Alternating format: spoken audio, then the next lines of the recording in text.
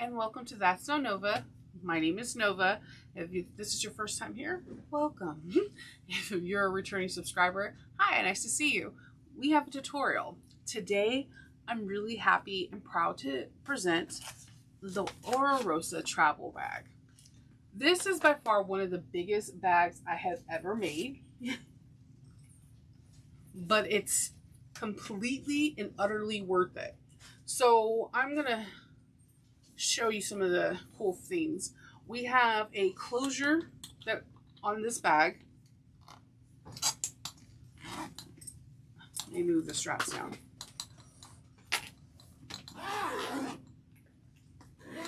And open it up. It opens up really cool, like a similar to a dock kit. And we have inside here. Yeah, hold that for you. We have inside here a zipper pocket with a slip pocket.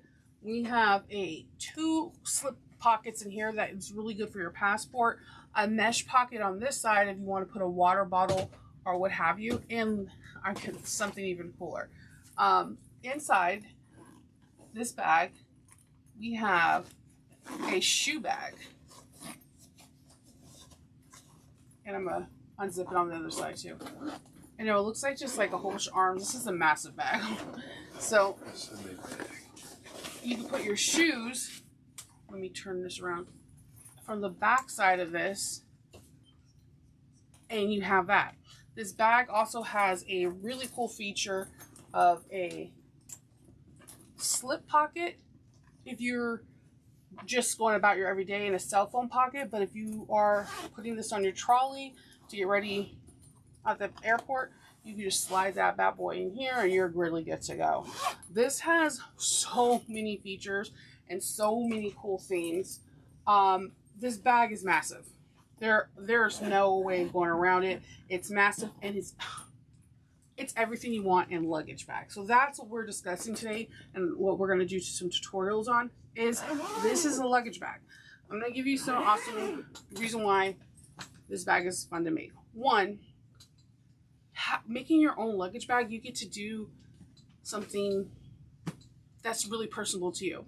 In the fabric world, and especially in Facebook, I always hear people saying they want to carry on, and they'll go for a tote or a beach bag, and it's not luggage.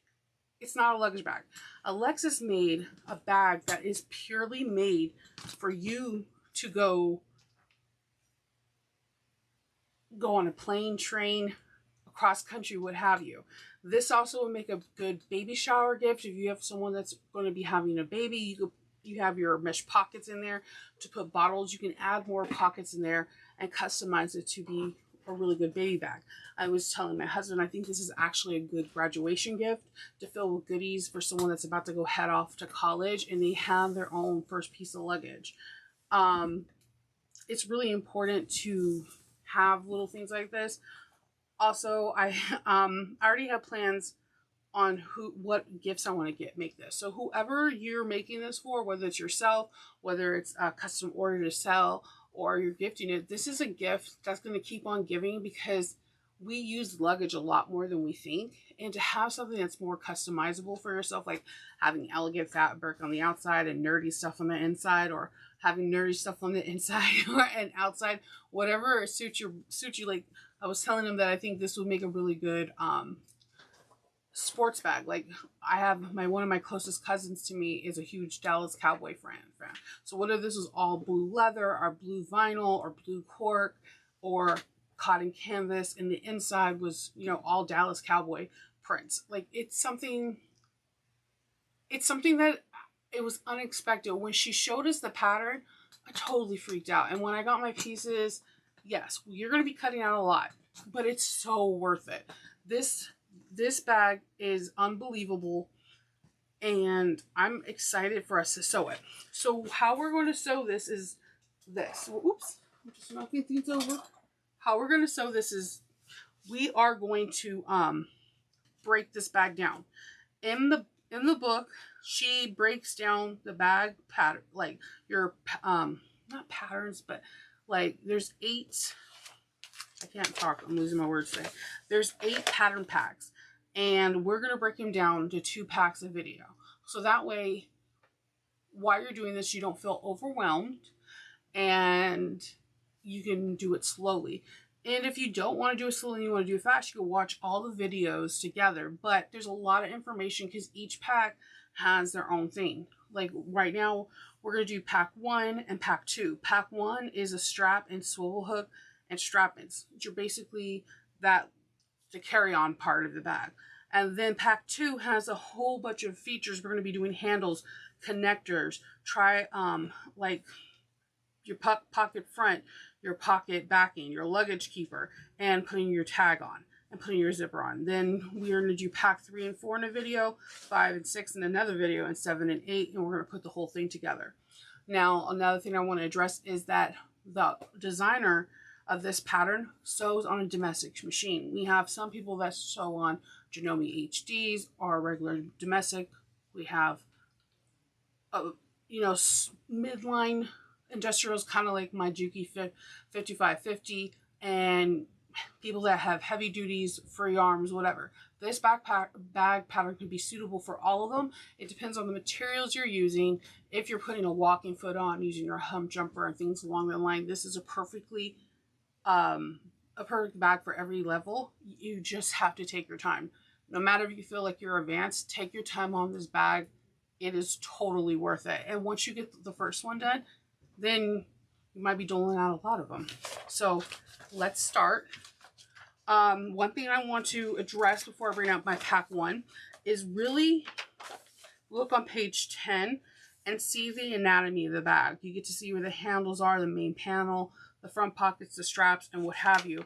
And you can do it all solid one color, or you can do it multiple like I'm going to be doing today. And you can have fun making this. Like you've seen, I made a solid one. We're going to make a nice cork one. And it's going to be multiple colors. I have no idea why I picked my colors like that. And pages 10, I want to say...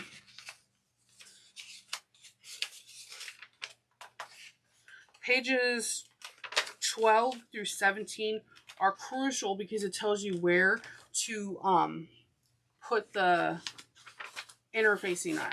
So we're going to start with pack 1, and I put my packs in like little envelopes like this, so that way I know which one I'm dealing with. So that might be a good tip. Or if you have the extra room, you can get like trays or tubs. It will be just a little bit easier for you. So Alexis was great enough to add labels, so I put labels on all of my bags. We're going to use this. I'm going to be using the shoulder strap.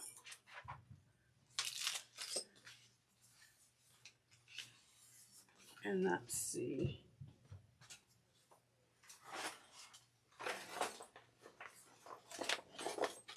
Okay, shoulder strap, 2 swivel hooks, strap ends, and your shoulder strap. So we're going to measure down, measure across 2 inches.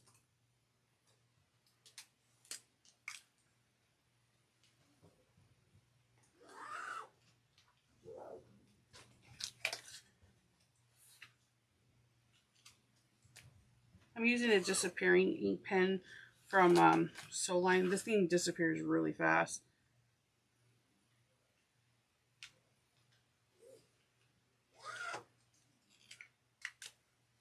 Okay, and then I'm going to grab some double-sided tape.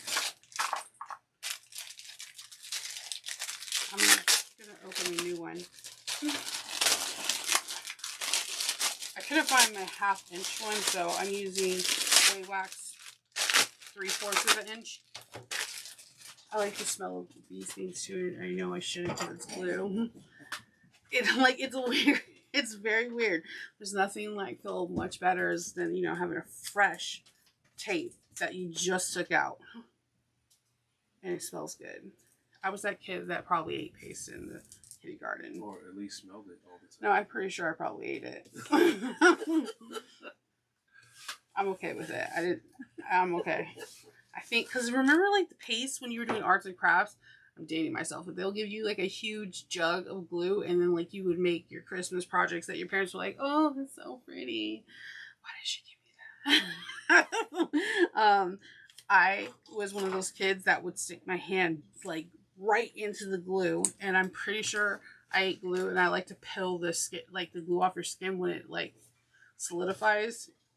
I know you're not supposed to do that, but it is what it is. So Alexis has a cool method where you can use 1/4 of an inch or 1/8 of an inch seam tape and put it 1/16 away from the line, so that way you can get that perfect little gap and fold it over. My line is still showing, thank goodness, because I'm telling you that sew line one, it will disappear fast. So I'm going to put this together 1/16 or 1/16 away from the line that's already starting to disappear.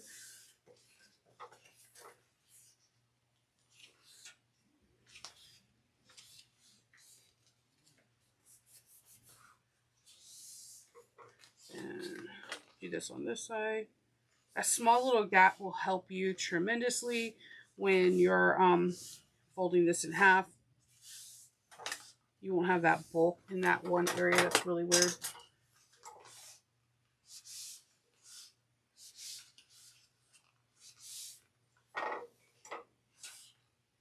Okay.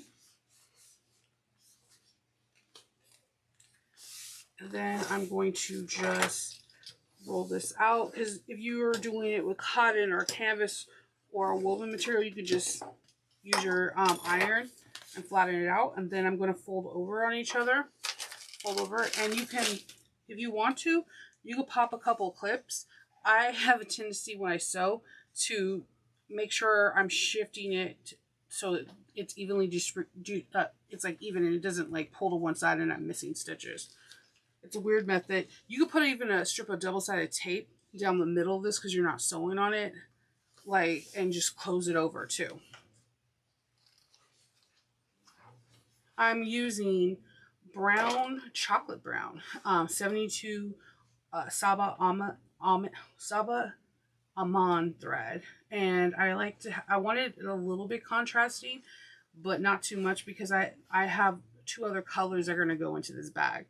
I'm at a 4 stitch length, and I'm going to backstitch.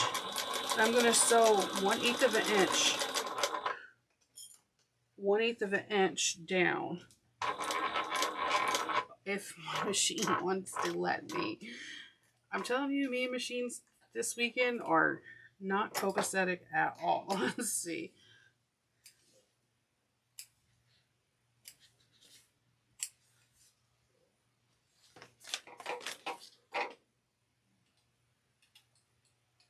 Okay.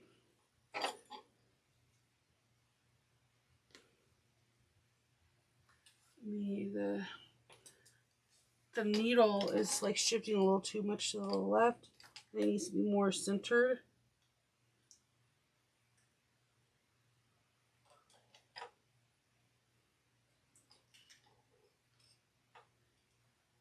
Let me tighten this up real quick. I'm using a 116 needle. I believe it's a Schmidt.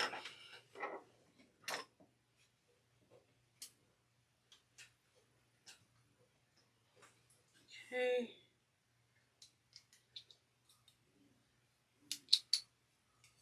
All right.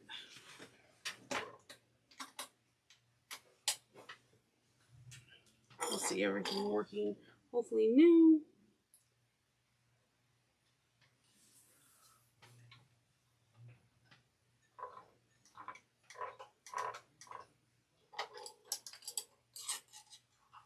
Okay, let's give it a go. Let's do this. 4 stitch length back stitch.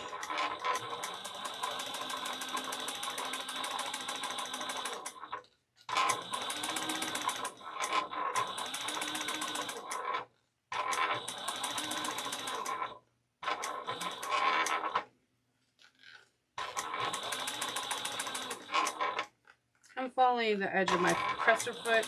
It goes exactly to 1/8 of an inch, as well as one on my plate is 1/8 of an inch. 2 is 1/4, and 3 3/8, so on and so forth. You know, 4 is a 1/2 inch. So I got the plate from Sewing Gold, and it's like my favorite accessory on this machine.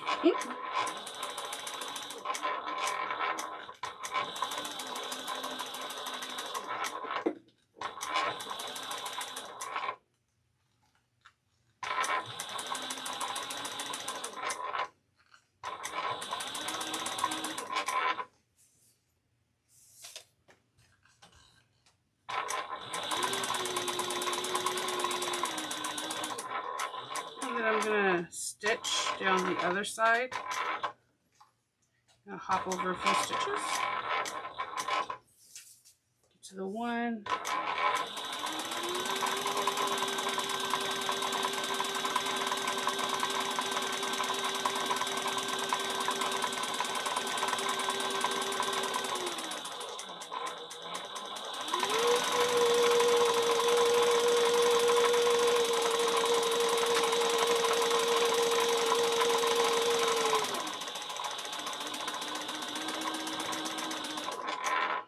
Okay, I'm going to trim off these threads.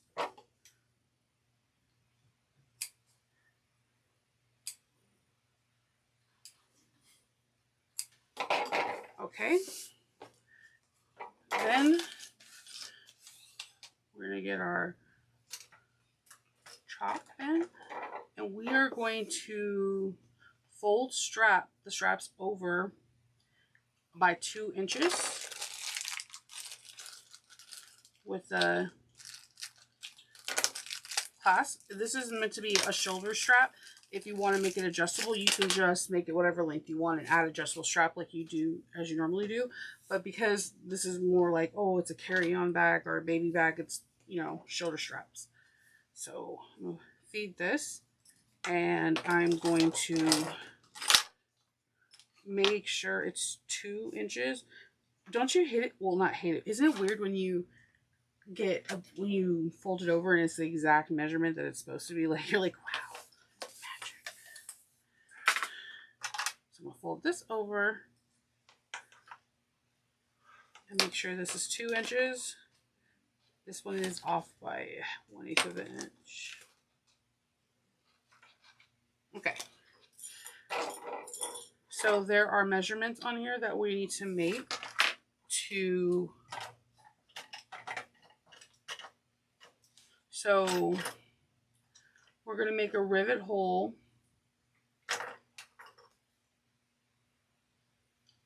We're going to mark a hole on both straps 3/4 of an inch, and then 1 1/2 of an inch. So I'm going to go 3/4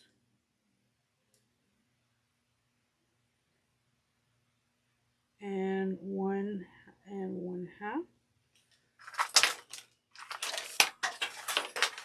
Not drop everything. And do this on this side.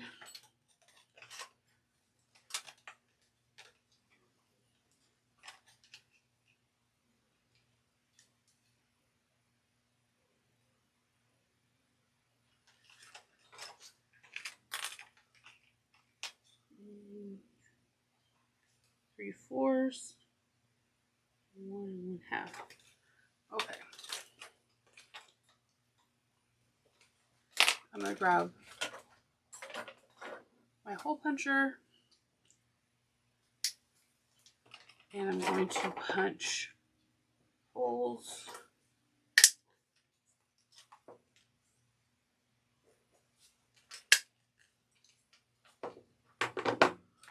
And then do the same on this side.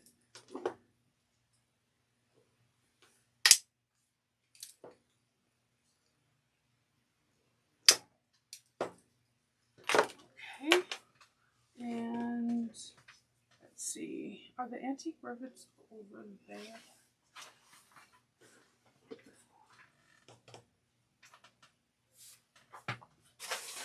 No, they must be in that red box that's on the table right there.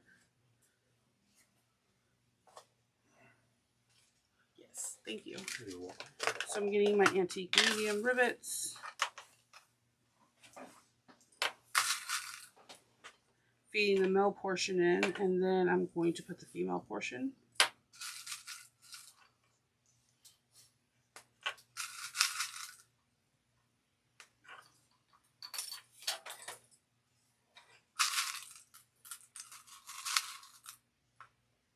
Male.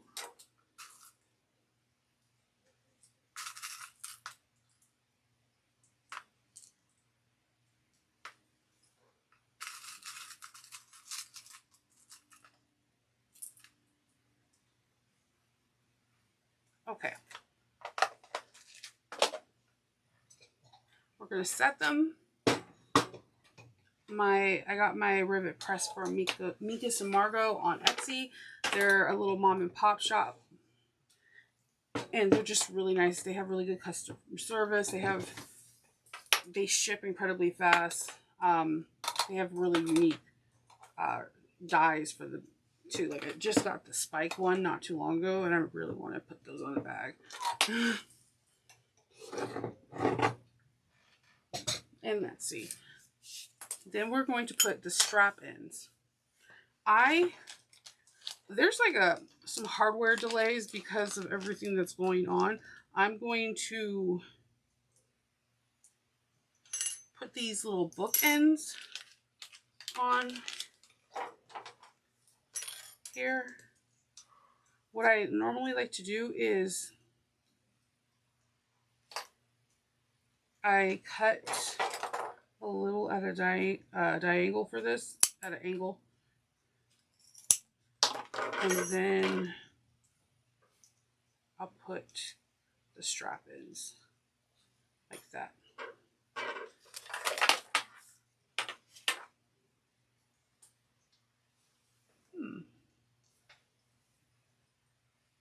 I bet you bucks that's upstairs. I have a little tool that's red for this, and you know how you just don't come prepared to class? My name is Shinova. I never come prepared to class. Cutting the angle edge, and yes, that's it. I'm the guy who sits next to you, has everything, and lets you borrow. Aww. Secret crush. Okay. So you can put cotton in between this, but the antique brass already has like a brushed likeness to it. You could put glue on it first. And then you just put it down. So with everything being kind of low in stock and there's not a lot of supplies because shipping is a nightmare right now still, you can just get creative with the strap ends. I found these bookend ones and I was like, why not? And I thought they'll look cool. And I am right. This is a cool strap. All right, so we're done with the strap. So put this away. We're gonna we are going to go get our connectors, our handles, and for our main panel. Okay, so I have the connectors and I have the handles. And the main panel's behind me. Okay. For the connectors, take your little clip. We're going to draw a 1-inch line down the center.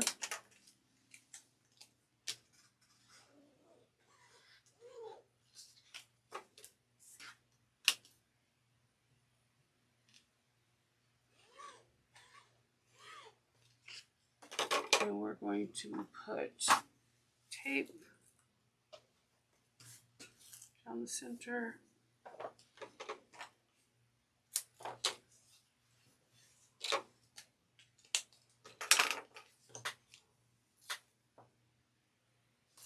And we're going to go top stitch these at 3/8 of an inch on each long side. We're going to do the Oro Rosa's signature handles and straps. This is one of my favorite features on bags because I love that extra row of stitching. It just makes it look so classy to me.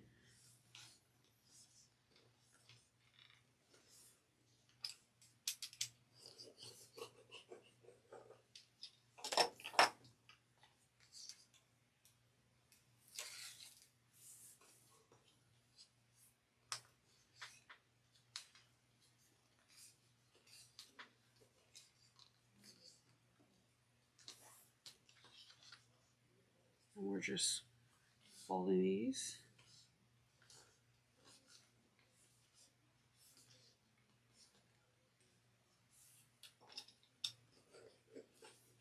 Okay, so we're going to go over here, top stitch it at 3/8 of an inch down in a panel. I'm still at a 4 stitch length.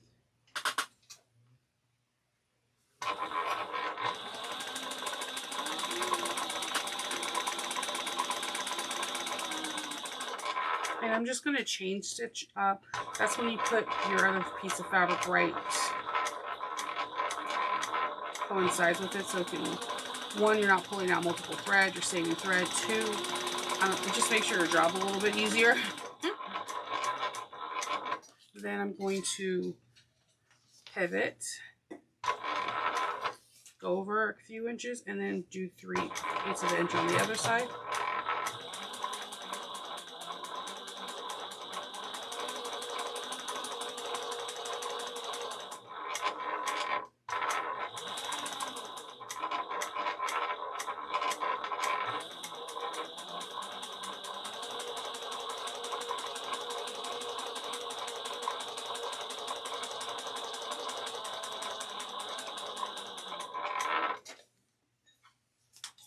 Okay.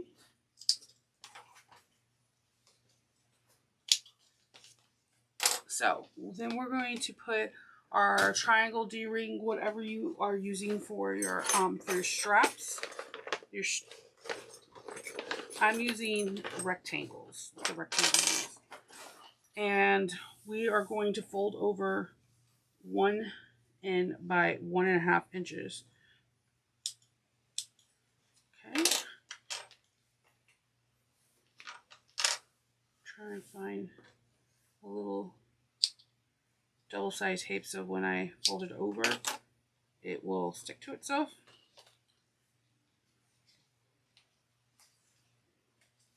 All right. So I'm going to put the ring on, and I'm going to fold it over 1.5 inches.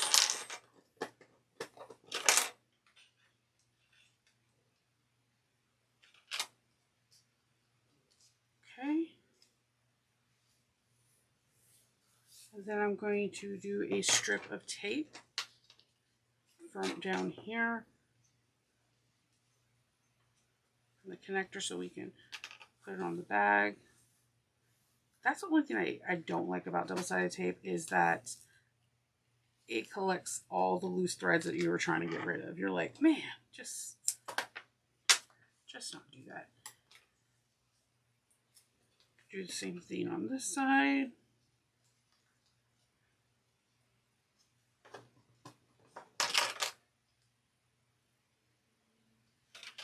So 1.5.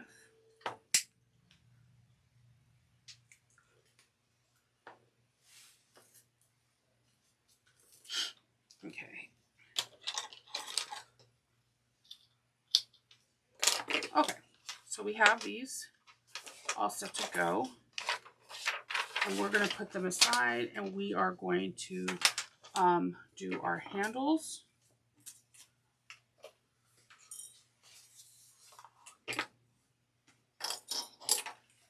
And we're going to draw a 2-inch line.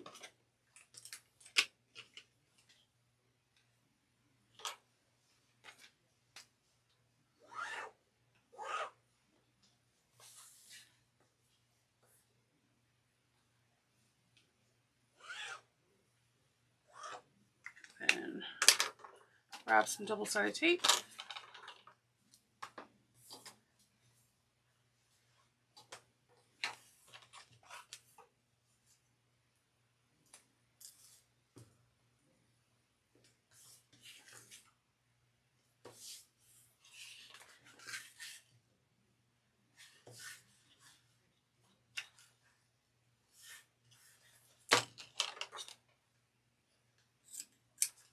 And then we're going to do the same thing on this side. This other one, 2-inch line.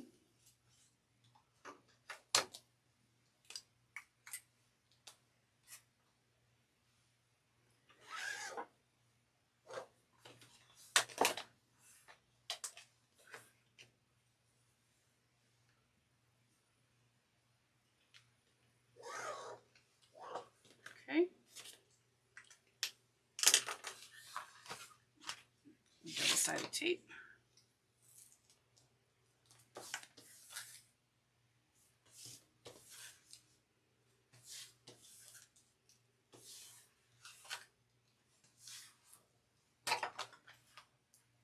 Okay, so we're going to fold these onto yourself. You don't have to use double-sided tape in figure 24 and 25 and 26. Oh, you can see where Alexis just used clips. So you could definitely do that too. Or use like a washable double-sided tape if it gums up your needles. I'm not every tape I have always gums up the needles. I do keep alcohol swipes by me, so I can just remove any gunk or like gumminess after I sew up whatever I'm sewing, so I can continue to stitch.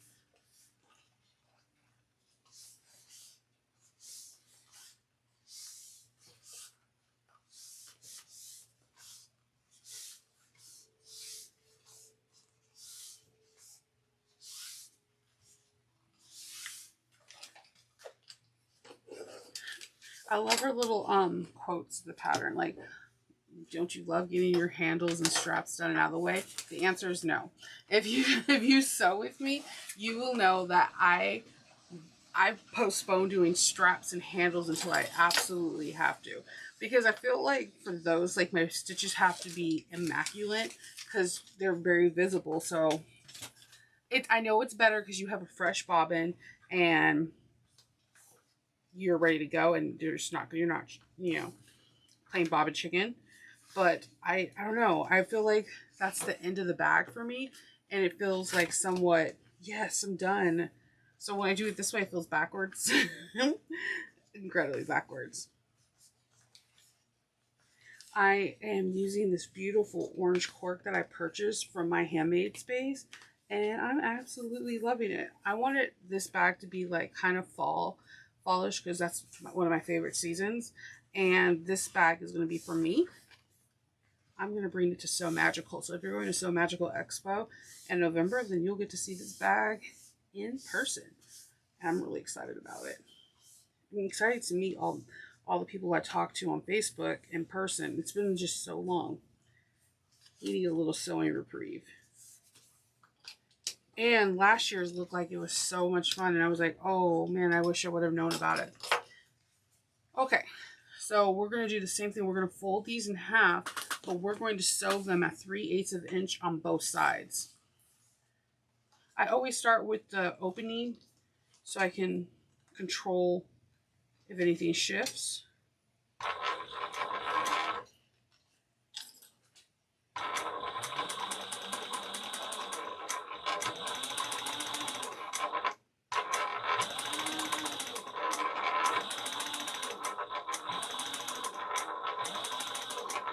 Cork is really good on domestic machines. It sews like butter. It's just one of my favorite fabrics to use.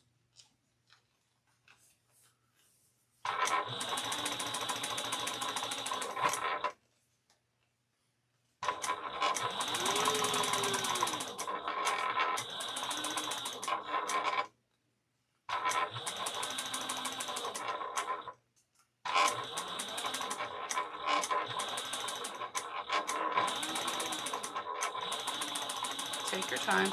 It's not a race. And just breathe. You completely got this. Now, when I'm getting to the end, I'm just going to leave some room so that I can chain stitch this along with it. And I just bump it up.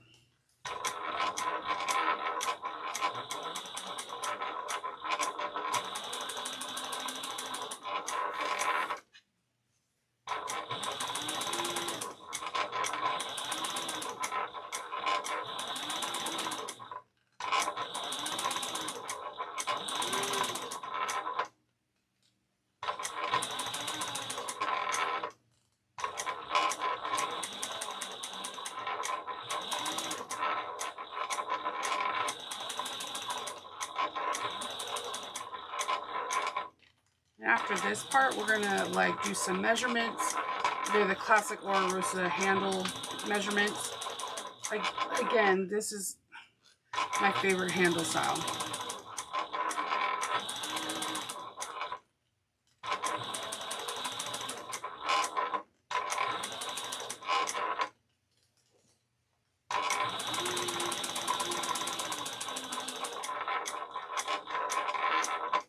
Okay, I'm gonna just jump over 1-2 stitches, get to the 3/8 of an inch,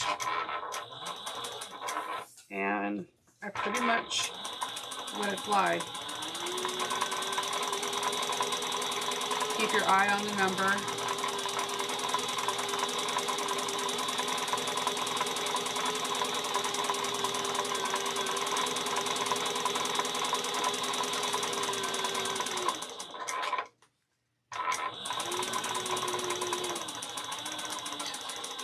And when you have to stop, make sure your needle's down.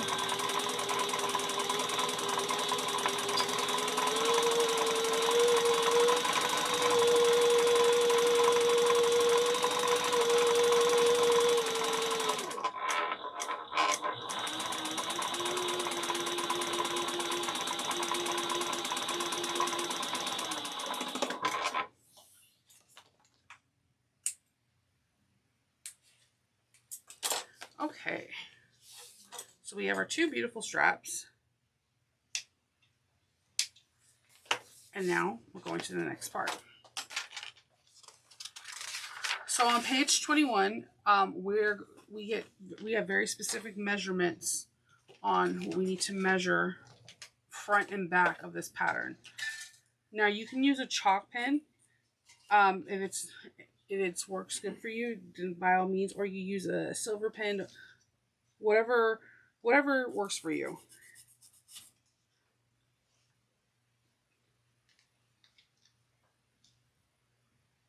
I'm like really loving the white chocolate pen right now a lot.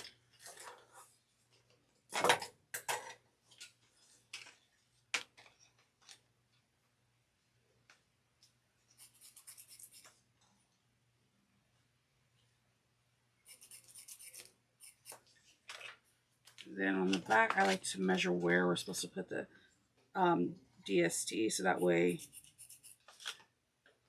it's there, you know, your front and your back.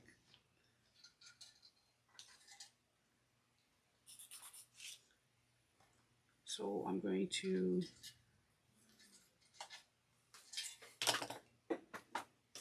take the tape and put where it's the measurement, 6 inches up the back.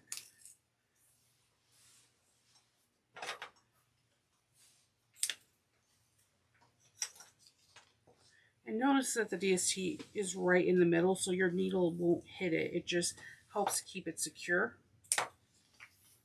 Okay, we're going to measure this next one.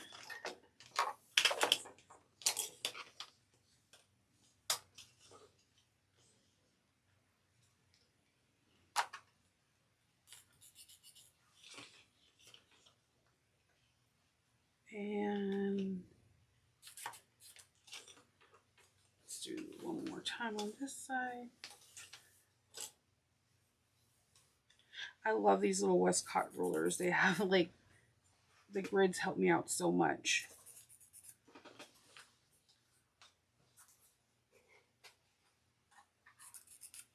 So with this bag, because it's so big, make sure you have snacks and tons of water. Do not forget to hydrate, because I know how it is. You get into that sewing zone and nothing else matters except the project. Have something to drink by yourself so you don't get dehydrated. And if you get frustrated at all, sometimes you just got to step away. No matter how far in you are into the pattern, or if you're in the beginning, stepping away and getting a little bit of clarity can make a huge difference. Because when you're really into something, it's very easy to get frustrated. So on the measurements, we're going to start stitching 1/8 of an inch from this box to the top of this box that we drew. We're going to start with the opening and not back stitches. We're going to pull all threads to one side. If you have to stop on this, please have your needle down so that way you don't have any skip stitches. And take your time because this is top stitching. Have long tail so that when you pull it, it'll be easier as well.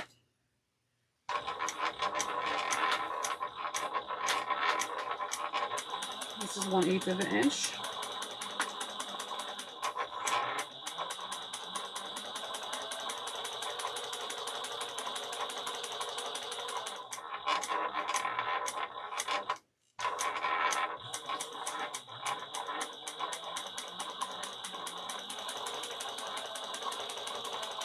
Now, when you get to that line where you're going to have to go over, go in a needle down position.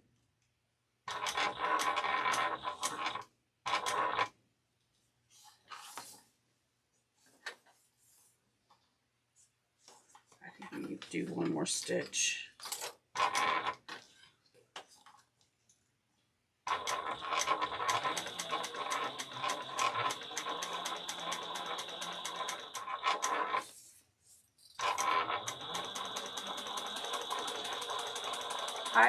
And for this project, when I did the first bag, I needed 4 bobbins, but I know I'm using text like 75 or 72, whatever. But when I was using the Bernina, I went through two bobbins just doing the straps.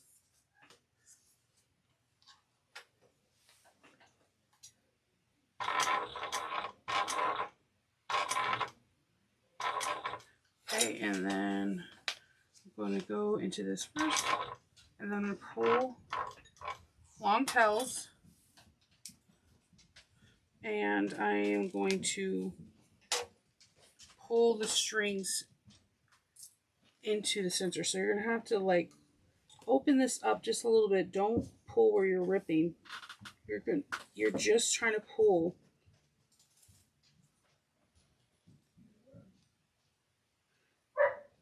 That's my puppy. He's a very vocal dog. And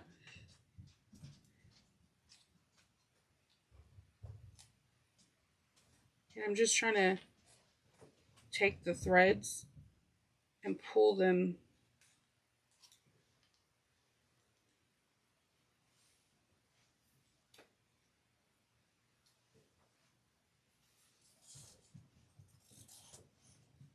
from the center end. Okay, I got one set.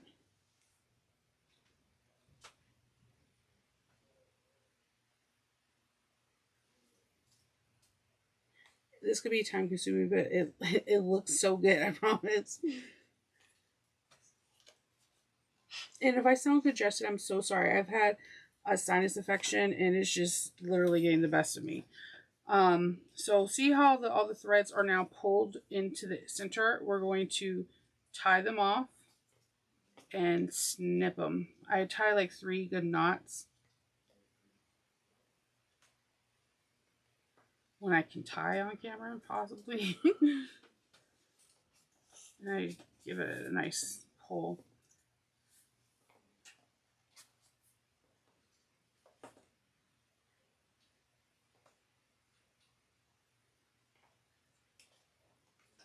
Then I snip as close as I can.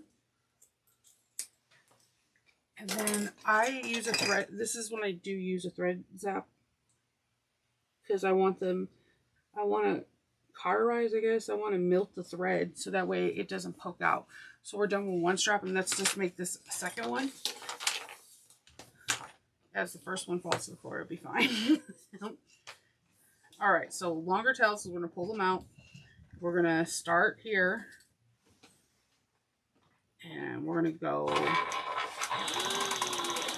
1/8 of an inch. One of the reasons why, other than looking really professional, the straps, it just has a really cool looking effect. Like, it looks like the stitches are never ending. There's no back stitches and whatnot, so it looks really cool to me.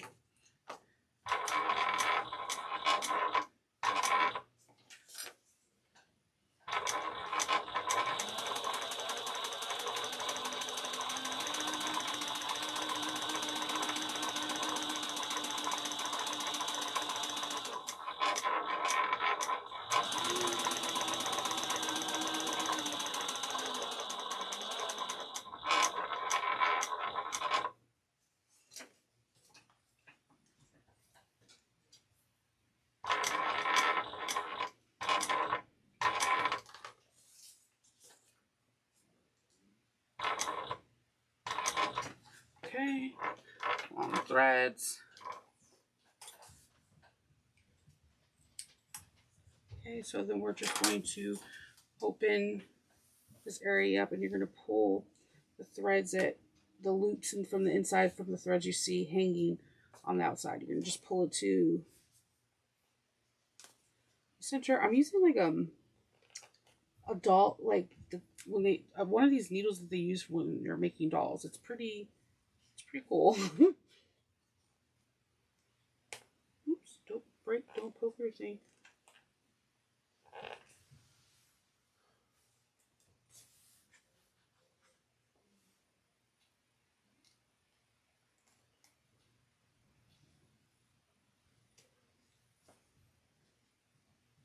Okay.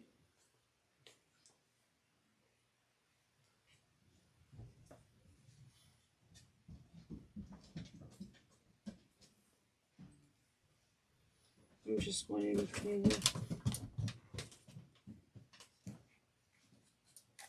okay. I think I got everything. This thread frays so bad. So now he's gonna play with that ball that makes that weird noise. Okay. So a fun thing about me, I hate things that squeak. When my kids are babies, like I didn't like. I just don't like the squeaky sound. I have no idea what's wrong with me. But when I got this puppy, because he's half Great Dane and Cane Corso, he's a big boy. So I wanted to get like toys that he can use and destroy and they won't fall apart. Well, somebody advised me about this ball, and it sounds like a child's toy dying every time it goes across the room, and I'm just like, great. But he likes it, and trust me, he just eats all his toys, and he haven't ate through that one yet. All right, so we have our straps. Now we're going to grab our main piece, and make sure it's the piece that has the cell phone cut out, cell phone pocket. So it's piece K. And see how I have the cinnamon color? This is really pretty. We're going to draw a 2-inch line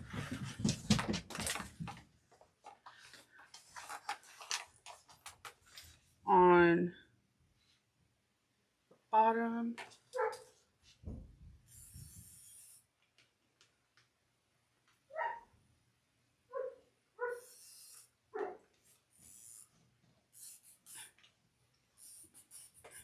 All right, and then we're gonna find our cinchers. I apologize. He's a baby and he's just making noise.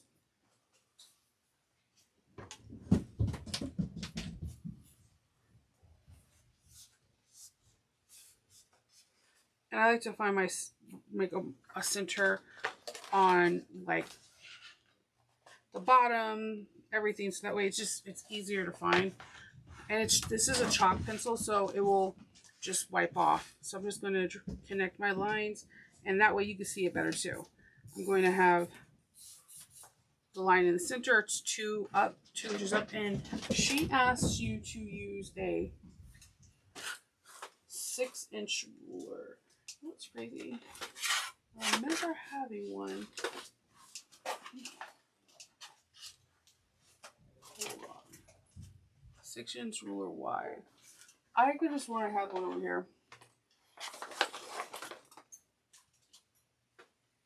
This one's 6.5. That's 4. I have this small baby one. That should do. Okay.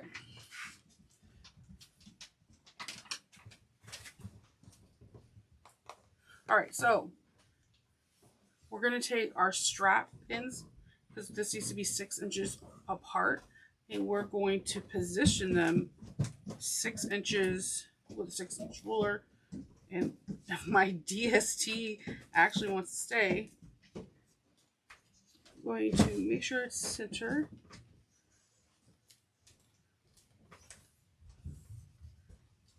And now you could, you know what, I'm gonna do it the other way. I personally like to have the finished edge that's not having the part that we had to sew closed to be shown. So I'm going to position it that way using my ruler. Take off this double-sided tape.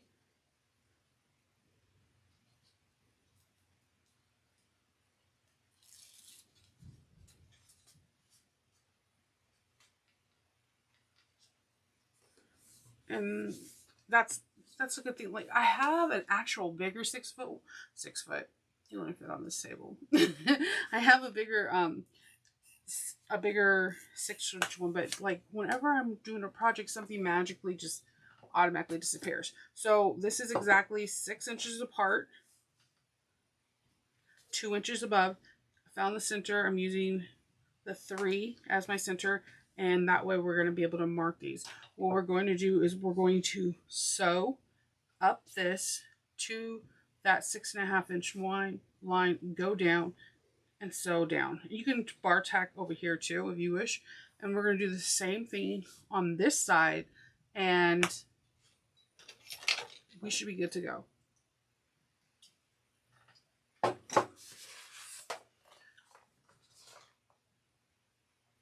Okay. Let me put this pattern up.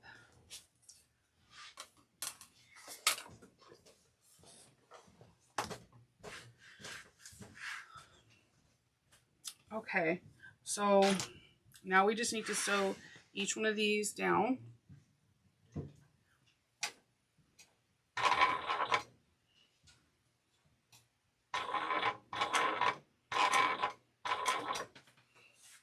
It's just 1/8 of an inch going up, just very similar to what we just did.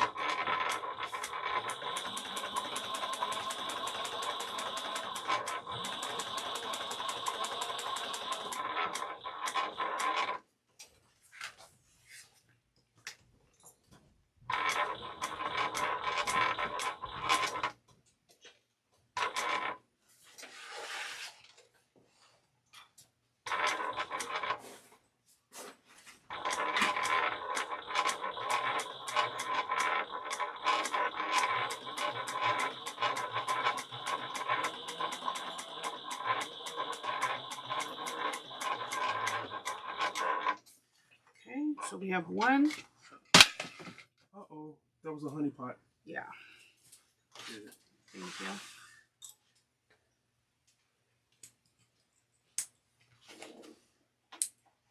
Then we're going to do 1/8 of an inch around here to that 6.5 inch mark.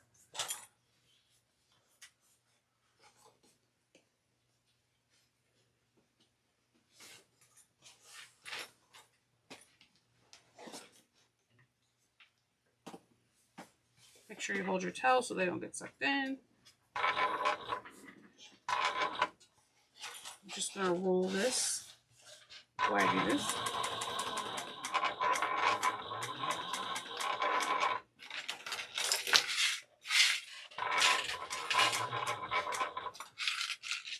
Thank you.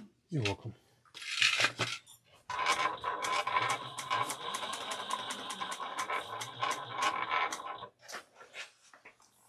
Okay.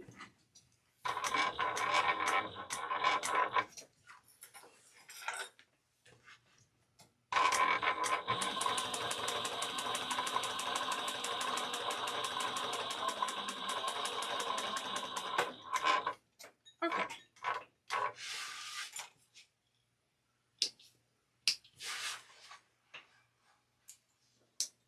Okay, so we have those.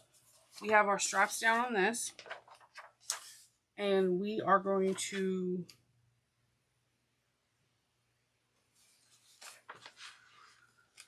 we're gonna punch a hole and put rivets right above where our stitch line is.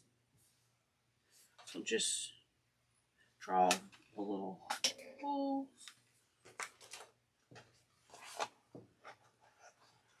It's kind of an awkward angle. You're gonna have to smush stuff. It's okay though.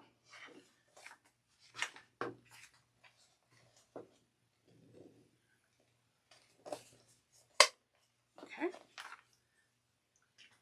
We're going to grab the medium rivets.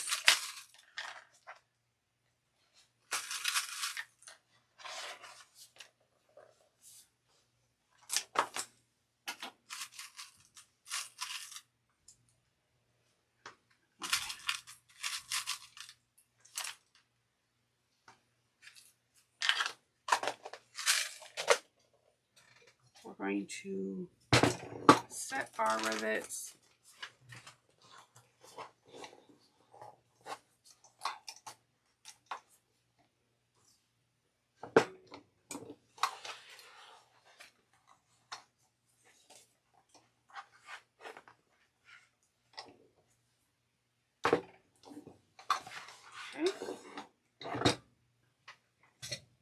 Then we're going to, if you want, there's going to be an optional hole that we could put, and I will show you when we make our next one.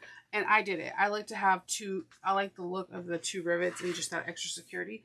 We're going to put this down for a side for just a minute, and we're going to grab our main panel. And we're going to do exactly the same. We're going to draw a 2-inch line.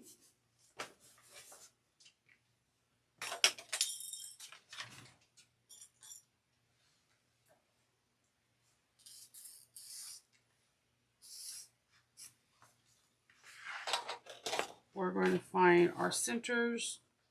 You just fold it in half. I'm using cork. I folded it with the vinyl too. And I just mark our centers.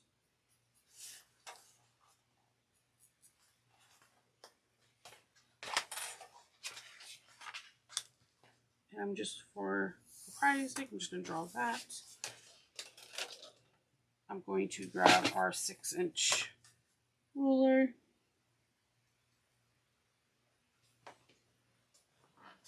Get the strap that fell. And we're going to basically do the same thing. And again, I like to see this side of the strap first.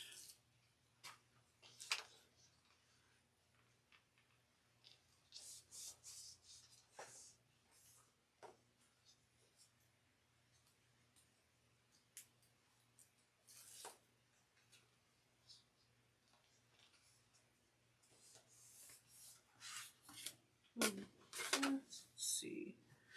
And we're going to do the same thing. We're going to top stitch at 1/8 of an inch all the way around to that white chocolate line, which is at 6.5 inches. And with this, I like to do a few back stitches.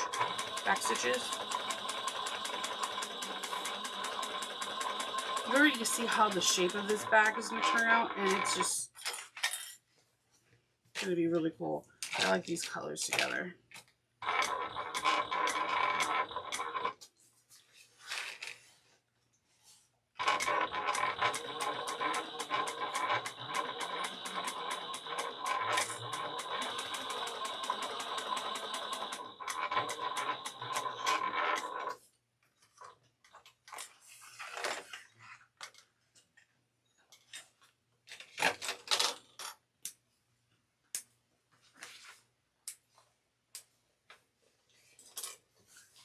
Okay, and let's do it again for this side.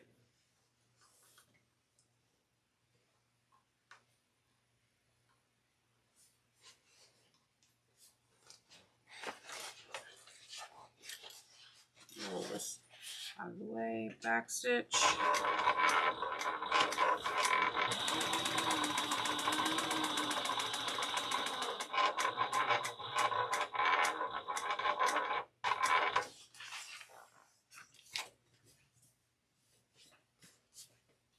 Let's see.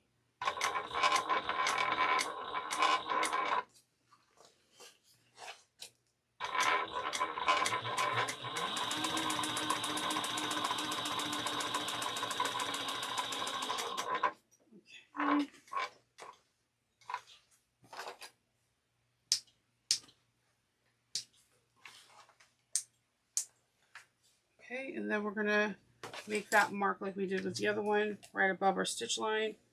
Punch a hole.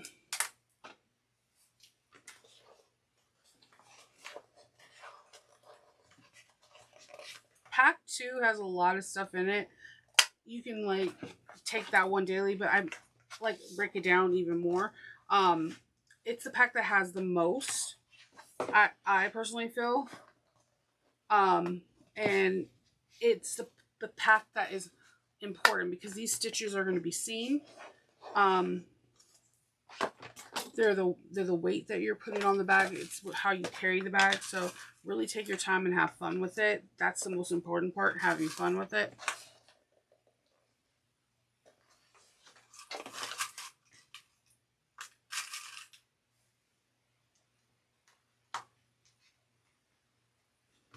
Okay, and then set them. And do this process, just keep setting it because we're going to be putting rivets in different places, and it's just important to set them so that way you, in case you forget, that you don't want like, oh, my bag popped off, the rivet popped off because you didn't like set it. And I've done that so many times, it's not even funny. That's why I'm telling you to do it. Okay. So after we do that, we're going to put one of the triangle straps or tri-glide, what have you, on there. We're going to have it right at the same thing. We're going to, same line, we're going to position. I'm going to put same line, we're going to put that right next to it.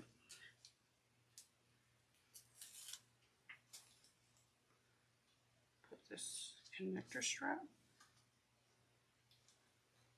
Okay. See, it's coming together.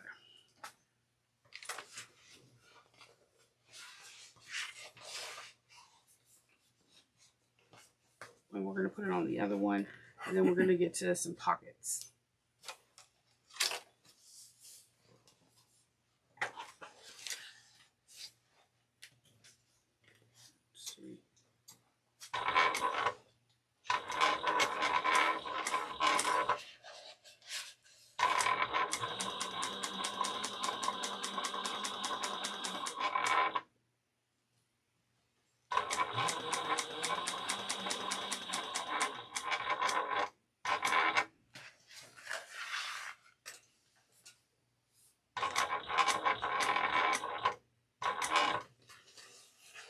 Just take your time.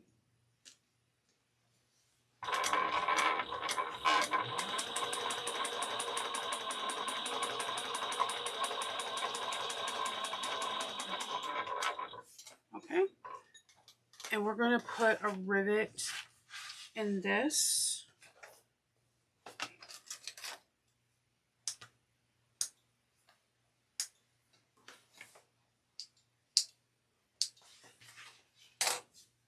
Mark and punch a hole. There is a optional rivet. I'm trying to go to that you could put on the top. On the top two, but you're not going to put a rivet in it just yet. You're going to punch the holes and use them as reference when the bag is completely done, and we'll use it. But we do need to set and punch this hole.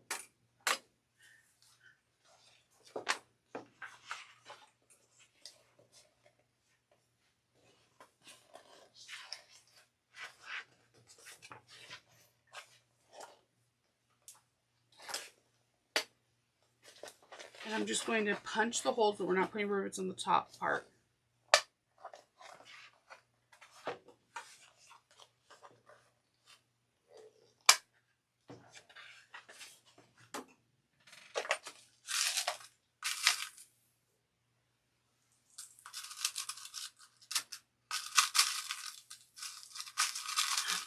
It wants to give me.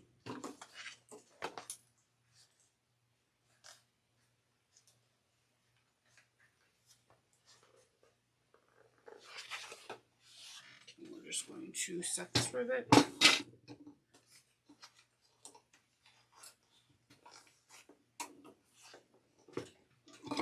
Okay. So this one's on. We have to put this the pocket connector on this one, and then we can start putting in pockets.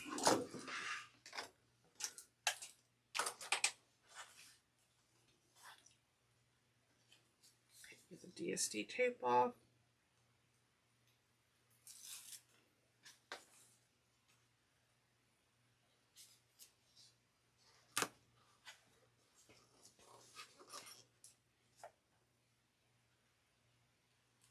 Okay.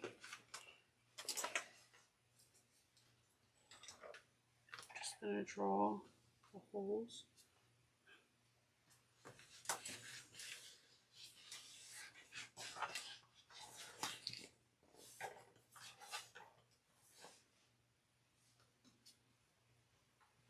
If I can grab the threads, it'll be awesome. Okay. 1/8 of an inch. Hold your toes. Back stitch.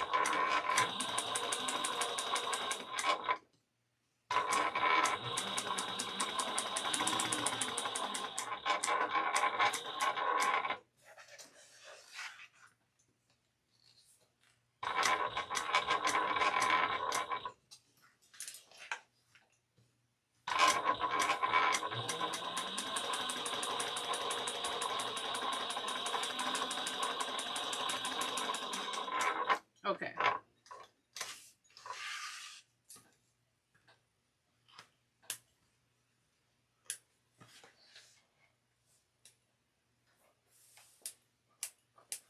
Okay. Punch holes.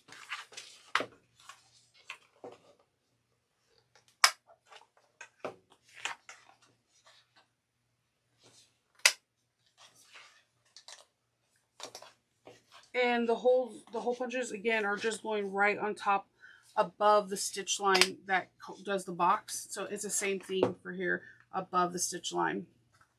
Put a rivet in this and then set it, and we're going to start making some pockets. We are going to have the a really cute oval pocket. Set this.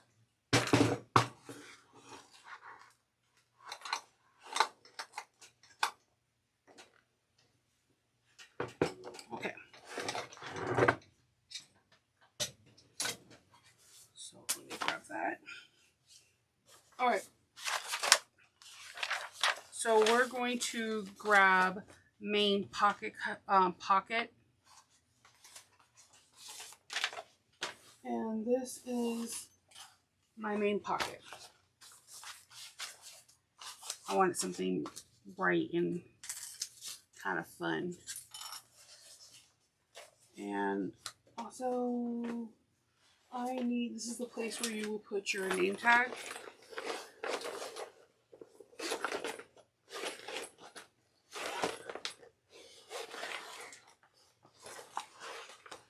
I thought my name tag was in there. Can you see if there's a antique name tag right there where like the blue shelves are? Meanwhile, you would need to figure out where you want it. She has it kind of onto the side, and I really like it like that. I think I might do that. Also, I've seen someone have it in the center, and it looks really cute that way too. I'm going to put it on the side, though. Just going to get my marking tool. So I want it to be as centered as possible.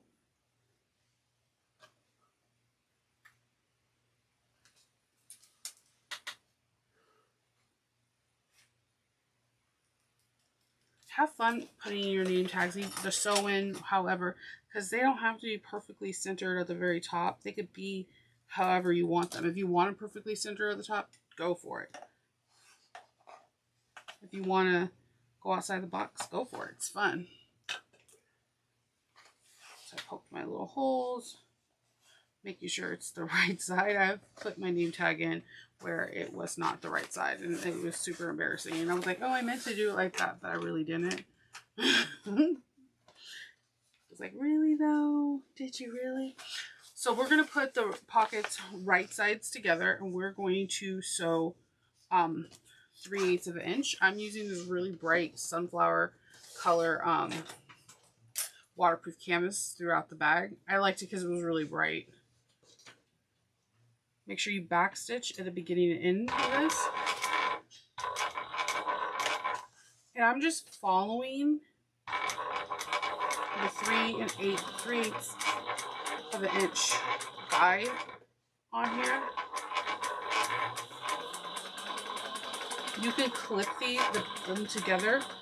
But I noticed with cork and waterproof canvas, some odd reason they like don't, like once they're together, they don't like slide. They just kind of stay on top of each other. It could be because like the cork is porous and it absorbs water and whatnot, and then waterproof canvas has like a nice little grip. So okay.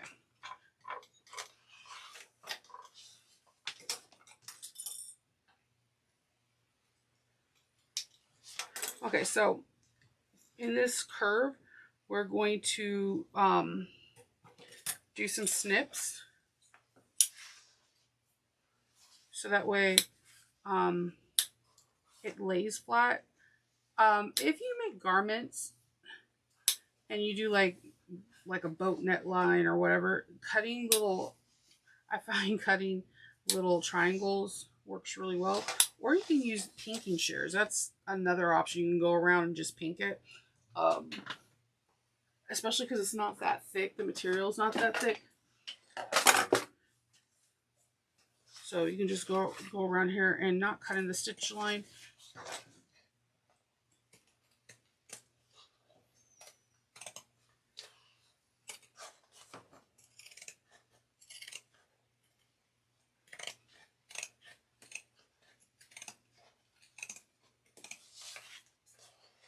Because you want this curve to come out really nice, so you need to remove the bulk, but also have like some kind of split action, so that way you can turn it. So we're gonna flip this over.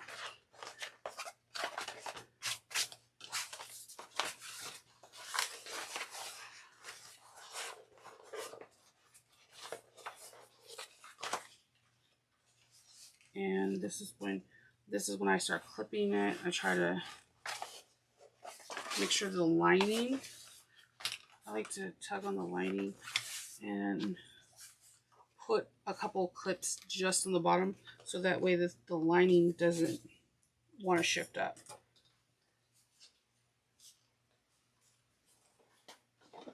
I'm gonna dip in my honey pot.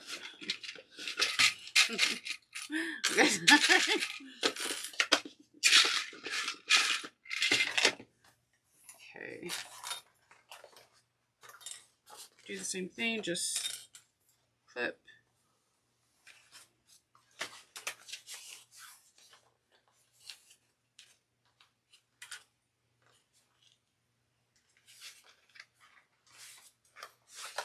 Okay. So once you're satisfied on the way it looks, like I don't want any yellow to show, you're going to top stitch at 1/8 of an inch.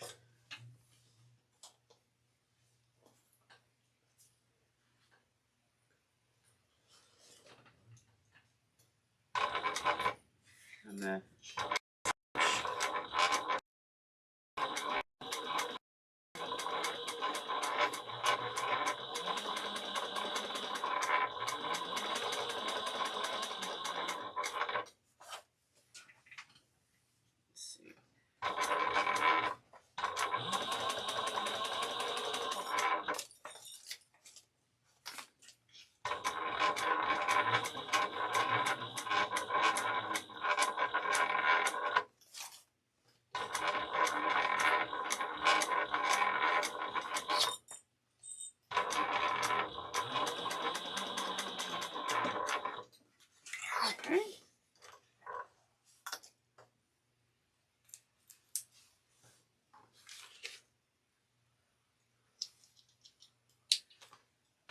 so we have that, and we are going to take the pocket that has no cutout, and we're going to put these together.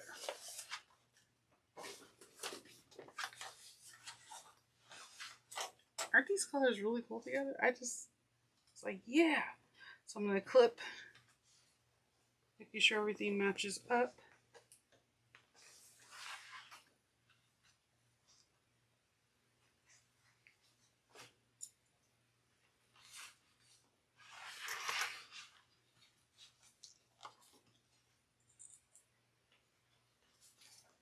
And there should be like a little bit of a bowing out a little bit.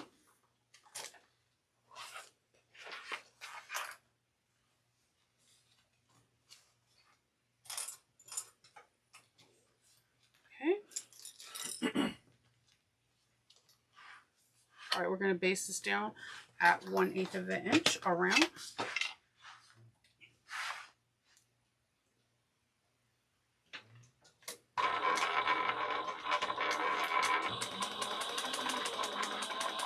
See, right here could be a really good place to put your tag if you have one, and especially with sewing, it would just look really pretty.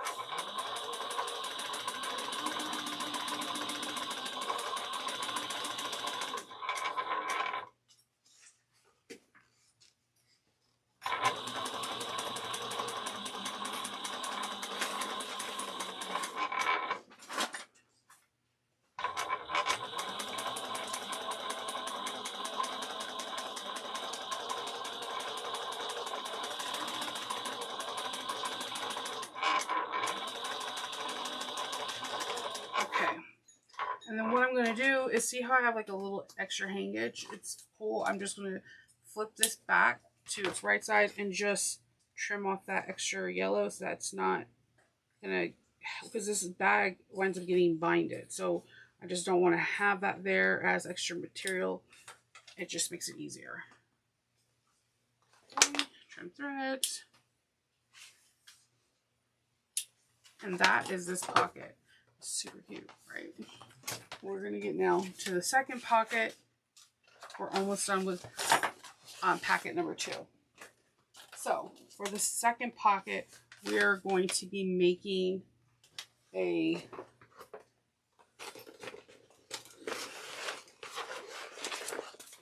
slide. We have a couple pieces. Oh, I need to iron that. I forget. And maybe you can have them. Maybe I will get right back. I'm going to iron this and I'll come right back. Oh. Okay. I'm sorry about that. So we're on page 25, step 9. We need to use a permanent pen, and we're going to draw 3/4 of an inch down on the bigger side. Okay, so when you adhere this, one side is going to be 1 inch, the other side is going to be 3/8 of an inch. So this, on this side with a permanent pen, we need to draw 3/4 of an inch. If you have directional fabric, it's really, really important to check everything, because you don't want the print to be backwards. That's why I like toss prints. Nobody makes toss prints anymore. It's all like directional. So one side's going to have 3/4 of an inch, and draw a line for 3/8 of an inch on the other side.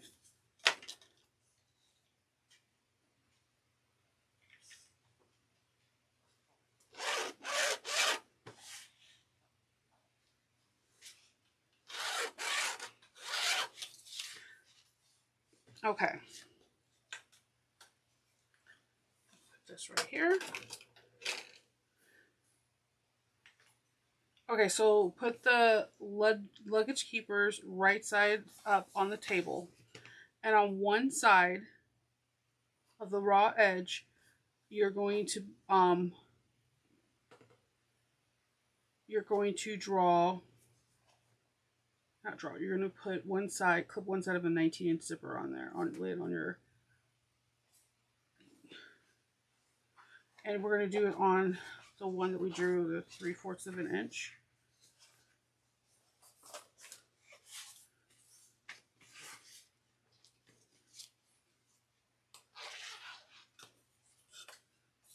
we're gonna, so clip, let's see, and on this I am going to clip.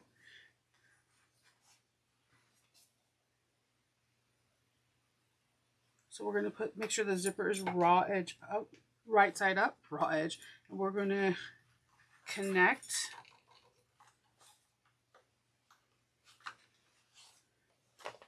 we're going to baste this on.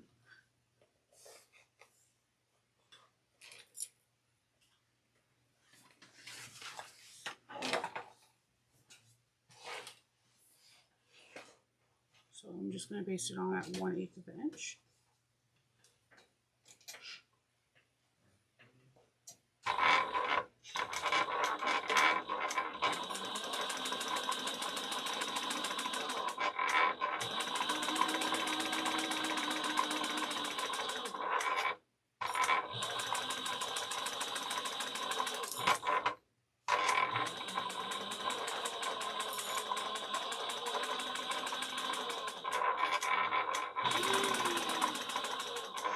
Okay, I baste that on, cutting the threads.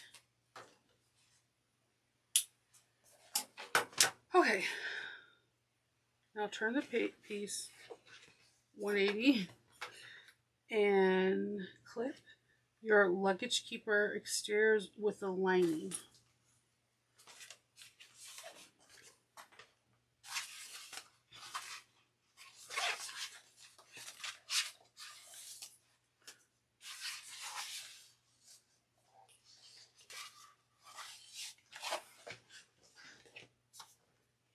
Let's see.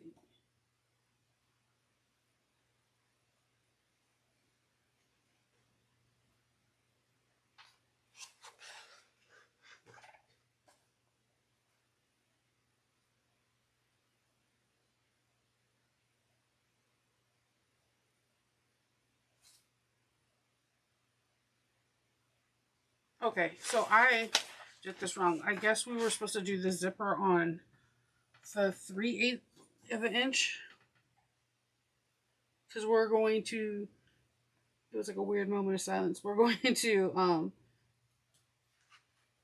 baste 1/8 of an inch, and clip the luggage keeper's exteriors right sides together, lining side up, clipped along the edge of the 1 inch gap from the stabilizer.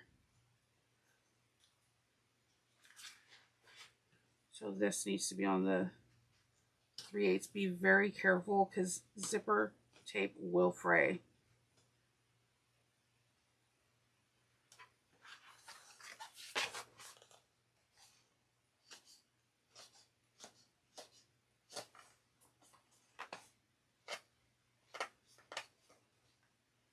Cork is more forgiving than vinyl, so I'm not too worried about it perforating or not. It's just more porous fabric, so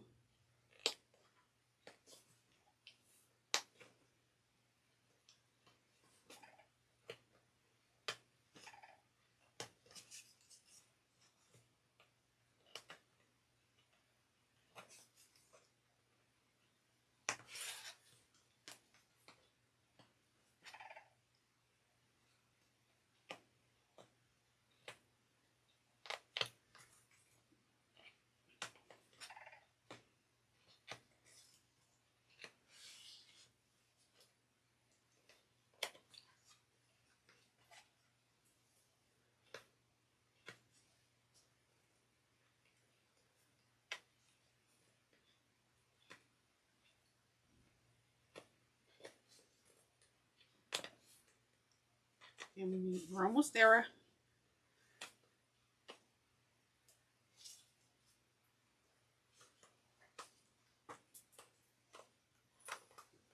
Okay, so we're gonna clip this on 3/8 of an inch.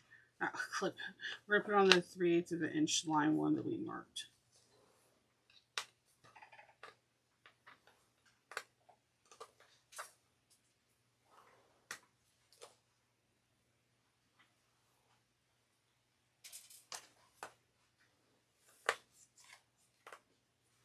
Okay,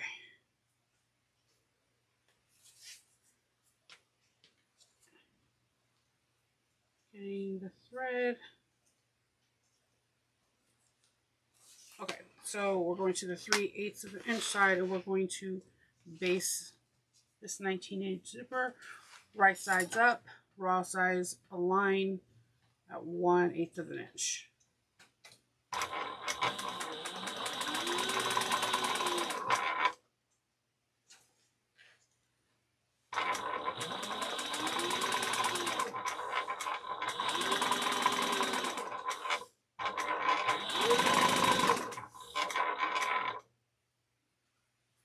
Okay.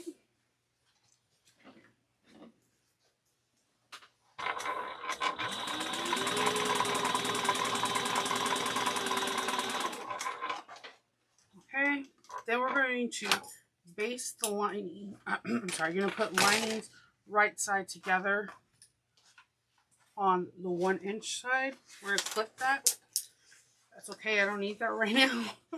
Apparently my dust is the dust that, like, items just go flying.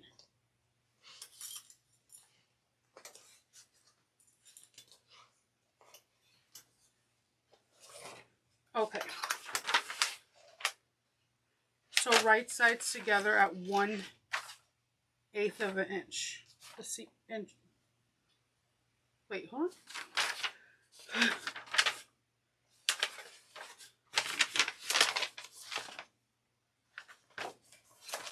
So right sides together at 1/8 of an inch.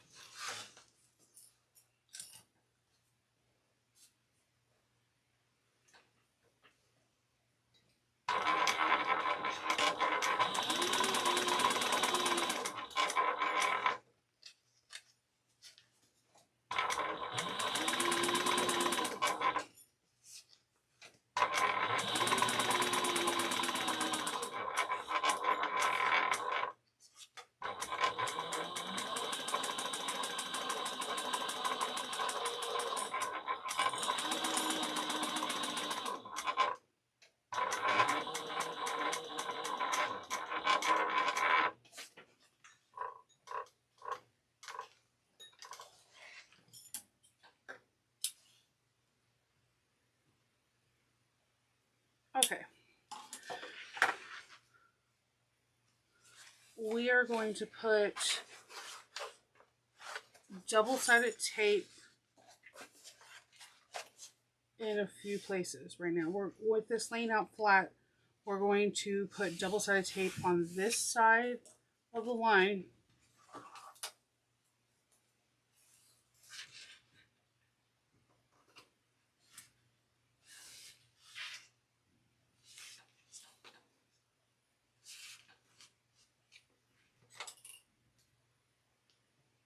And then on the 3 underneath, no, above 3/8 of an inch mark.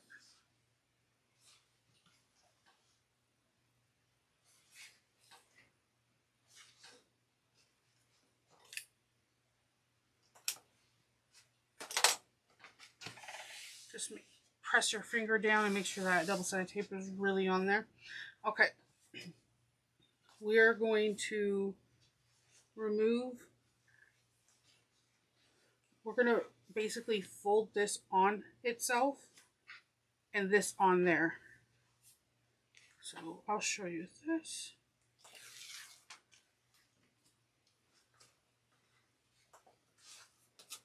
And I like to use a seam roller because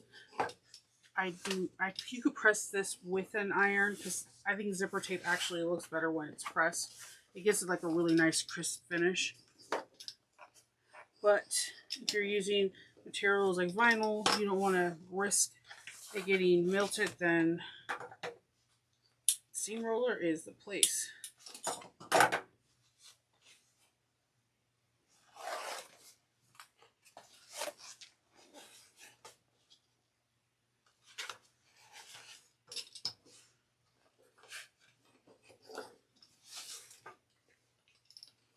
Folding this onto itself. And then we're going to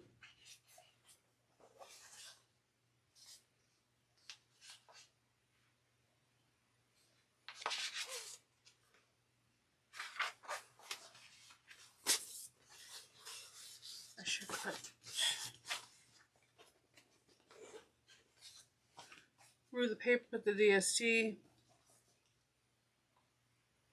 Oh, I forgot to put the 3/8 of an inch on the lining. I apologize. I totally skipped that step.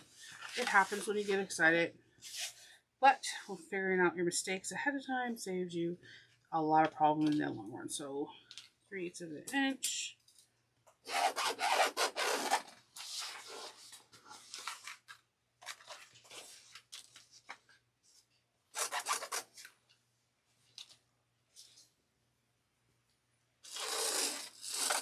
Okay, and then putting double-sided tape on there. We use a lot of double-sided tape on this project, but it saves a lot of time. I know right now you're like, oh my god, this is taking forever, but when you see the end result, you're gonna be like, oh my gosh, I'll trust the process. And I'm gonna be like, yeah, the process is good. Sometimes you have to work a little bit harder for things that you really want, and this definitely is one of those moments. Folding this over.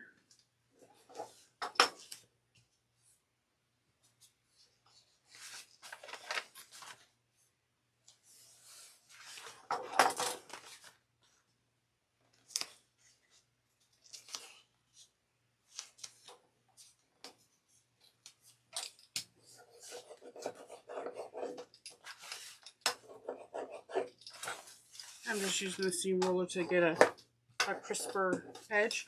We're going to fold this onto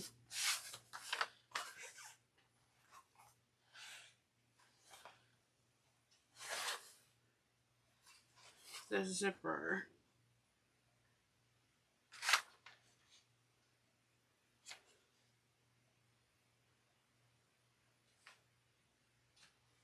One moment, let's see. Go. Okay, so I apologize about this. I kept reading, lay your luggage keeper right sides together, not paying attention to says the lining. So your zipper tape goes right sides together with your lining exterior on the 3/8 of an inch mark. Then when we come to the back, we have that double-sided tape that we already stuck down. We roll that out, and then we're going to take the double-sided tape on this side and roll it down.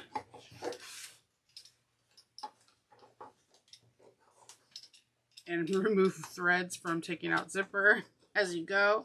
I hate that when because they just get everywhere. We're going to take the zipper tape off of the lining side, and we're going to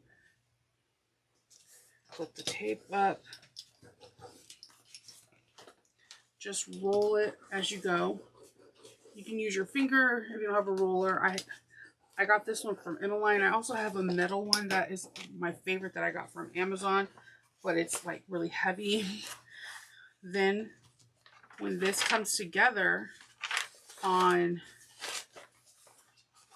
we move the paper backing. When we put this together, we have a pocket that's forming. So what we're going to do is you could put double-sided tape like right underneath this so that the pocket doesn't shift, but it's not going to be in your seam when you top stitch. Yes, I know a lot of double-sided tape, but it's worth it, I promise. So we're going to take this off.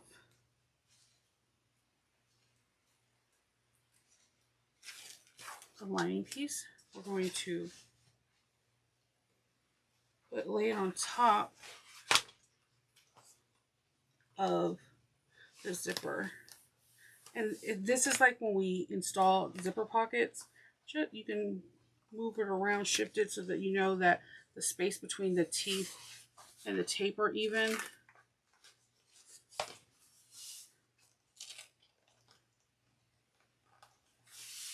It's nice and crisp. Okay, so we're going to top stitch this at 1/8 of an inch.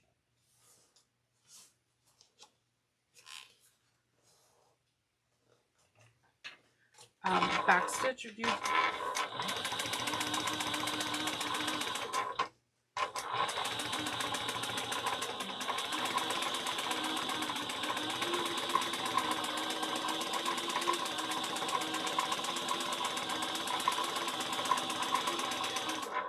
okay, and then we're gonna top stitch this top part of the pocket too. Just have a nice crisp line, 1/8 of an inch.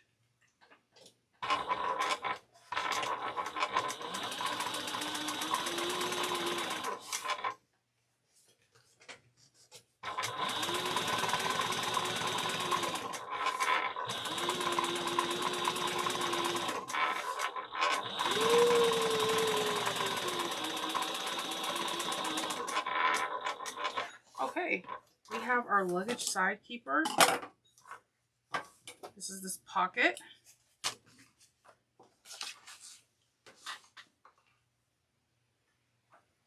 Okay.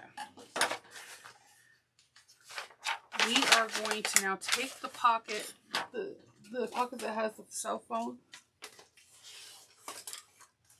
and not knock down rollers behind us.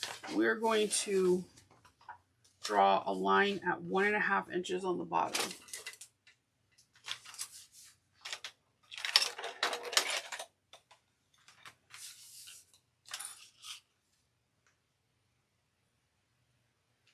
And I'm going to use my little silver pen.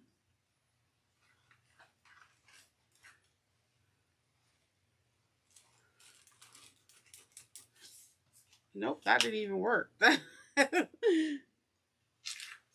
it might be the chalk pen. I'm telling you, my silver pens, they go in and out of ink so fast. I don't know if it's like the climate or they just don't like me. I haven't figured it out yet. Let's see. Got this nice chalk pen.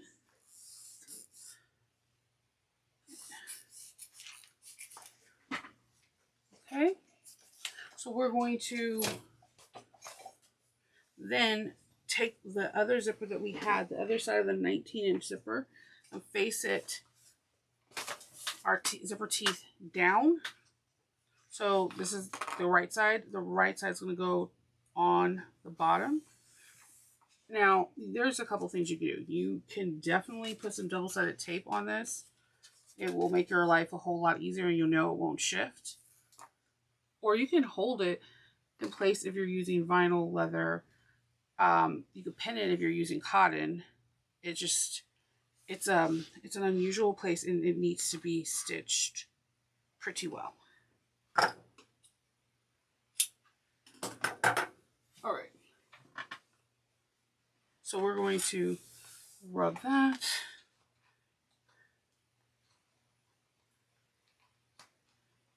Remove that.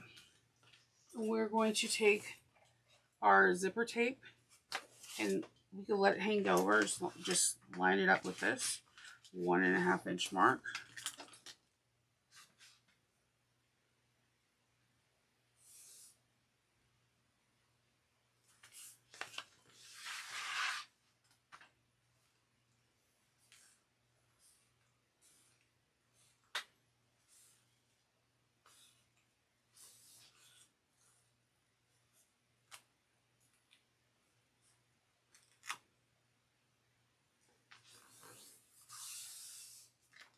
Okay, so we're going to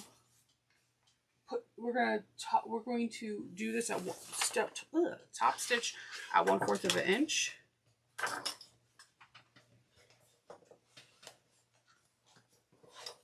Back stitch at the beginning and end. 1/4 of an inch. And when I say beginning and end, I'm like meaning the beginning and end where you don't see the zipper tape on the back anymore. If you do it into the end of the tape, it's going to be cut off, so.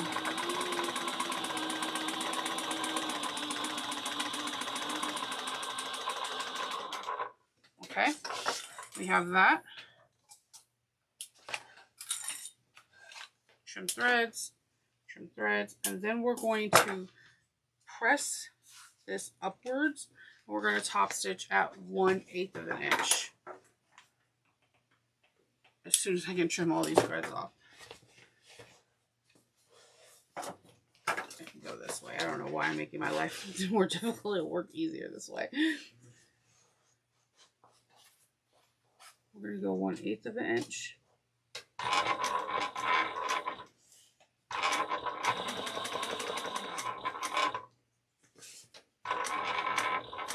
I'm just holding it up. Do not sew into the zipper tape, like the zipper part, just the top.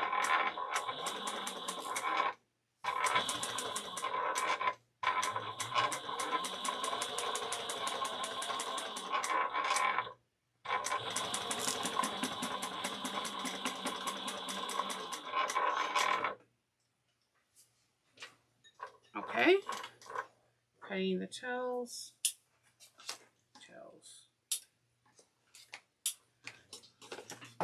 So here comes this really cool part with the pocket. We're going to connect them. So I'm going to match the zipper tapes together. I'm just going to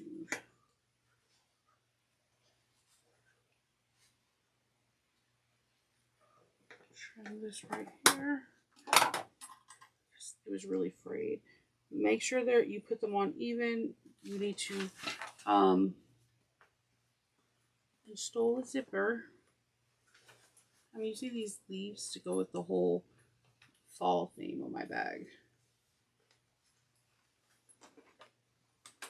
Oops.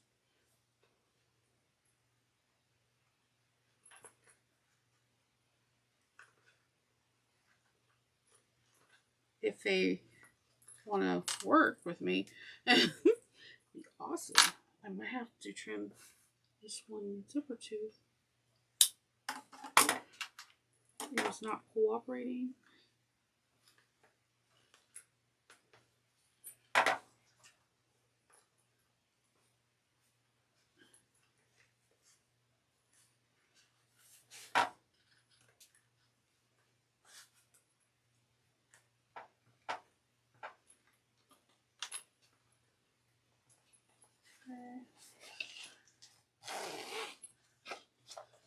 I'm going to move this zipper all the way down to this area to make sure everything comes easy. Flip this around, put the second zipper on. I'm going to match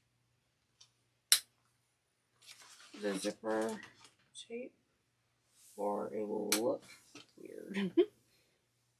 You don't want a crooked zipper here. I have a lot of stuff on my desk. Okay. It's all moving as I'm putting the zippers on. Let's see.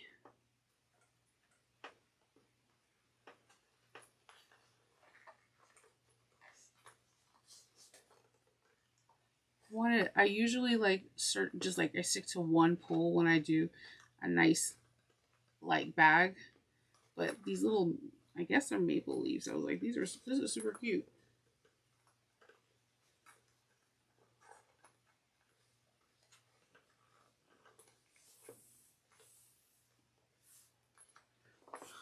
Give me a second. I'm having trouble with this zipper tape right now.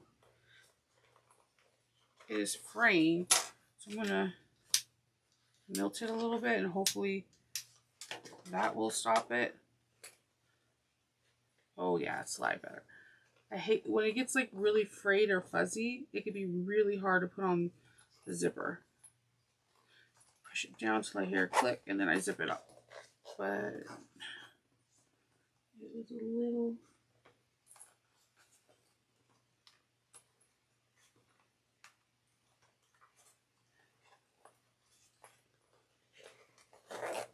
Okay, so we have two zipper pulls on here. And what we're going to do is I'm going to flip it to the back, and then I'm going to just stitch down this side and then pull my strings and stitch down the other side and then cut off any extra. We're not going across. We're just stitching down from here to where you made your last zipper mark, and you're only going 1/8 of an inch for basting. You could do it from the front. I need a visual to see to try to sew.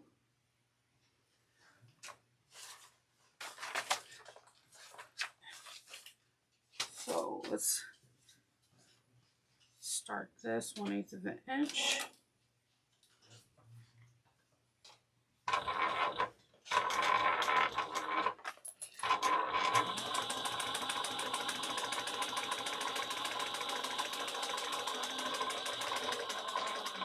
So where you sewed the initial zipper off.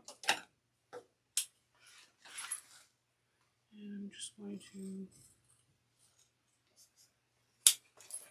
trim that.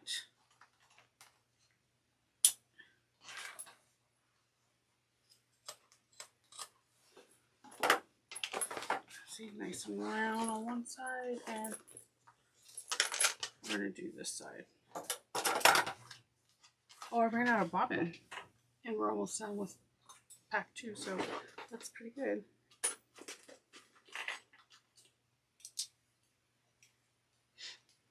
Okay.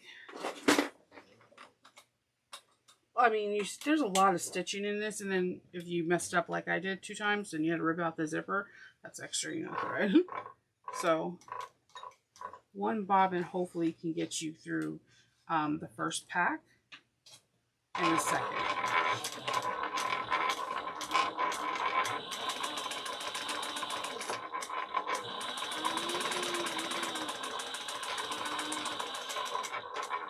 Okay.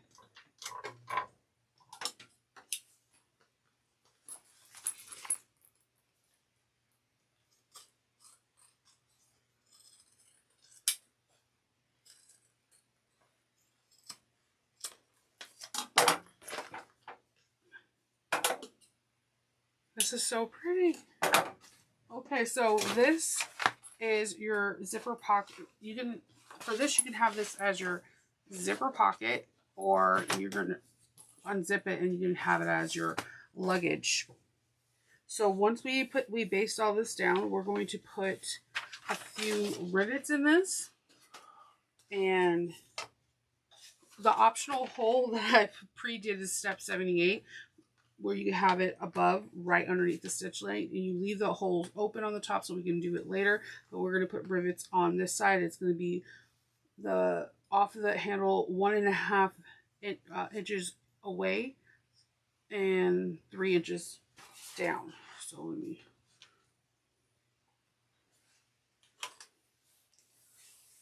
1.5, 3 inches down. Put a mark there.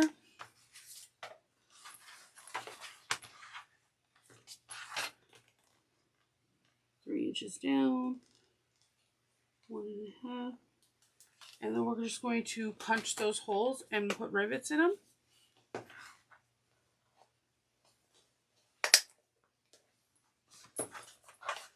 This helps so the bag doesn't just like flop over, and it helps with the luggage tremendously, because you can slide it onto your case.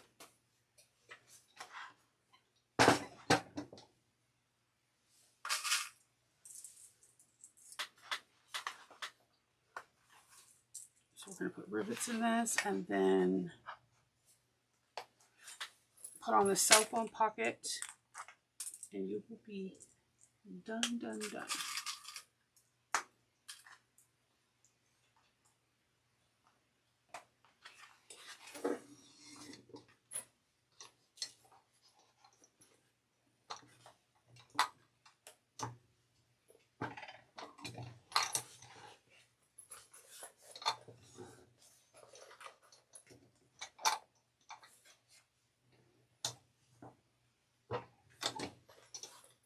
Okay, So we have that done, and we're going to be on page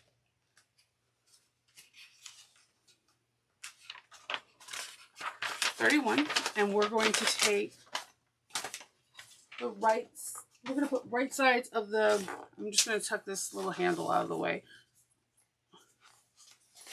We're going to put right sides of the foam pocket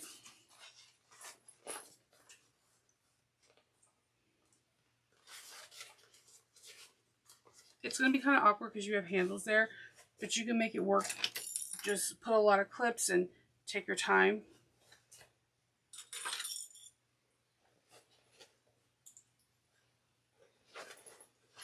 Okay, so we're going to go 3/8 of an inch all the way around.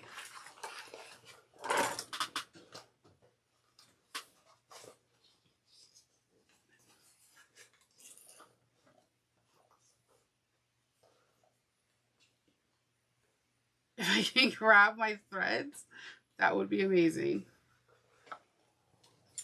That's probably why I like the 90 weight, because it's like the thread is so super thick that I can't not grab my threads.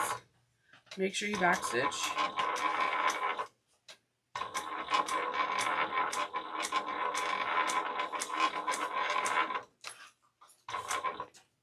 Okay.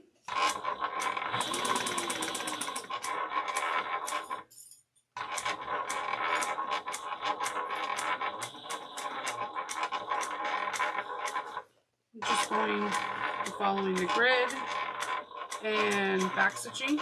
Now we have to clip into these curves too. If you don't have pinking shears, you could do small triangles like I did in the beginning.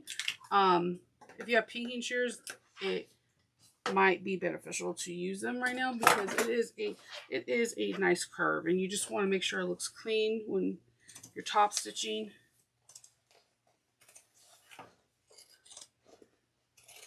Don't cut into the stitch line. Okay, so we're going to press this back with our fingers.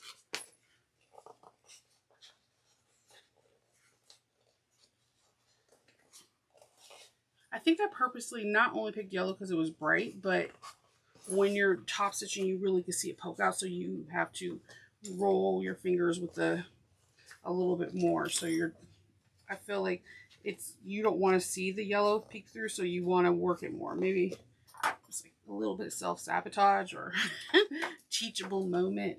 All I seen when I seen it was like, ooh, this is like sunflower yellow.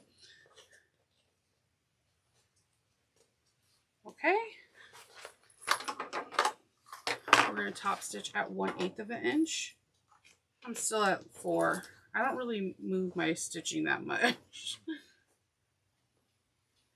Even when I'm like basting, I'll be like, oh, okay, I'm just going to keep it here. It'll be fine. Don't worry about it.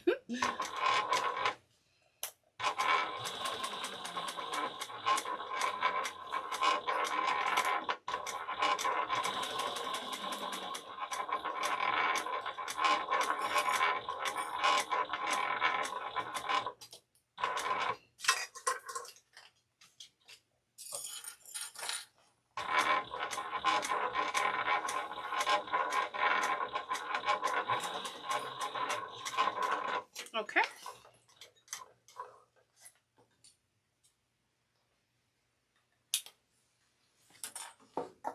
Trimming the threads.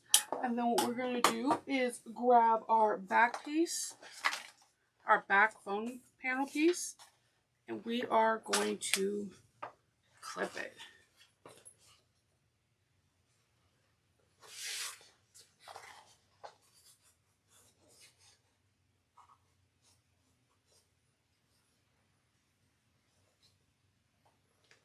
Trying to make the sides meet.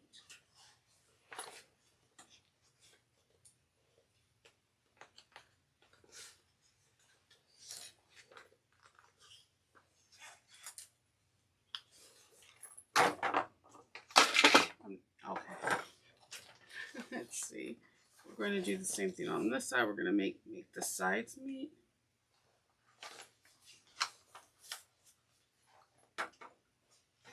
Okay, I'm really loving the bag colors. Okay, I'm not even, I was born in July. My birthday's July 24th. Leo. You would think I like the sun and heat. No, no, no.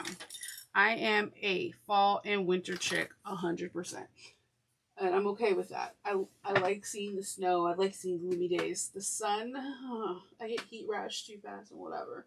So we're going to clip this all the way around, and we're going to stitch at 3/8 of an inch. Back stitch. And just make sure you're moving things out of the way so that you're not sewing over the bag. It's going to be a little uncomfortable, but it'll be worth it. Let's do this at 3/8 of an inch. Grab your tails if you can. Back stitch.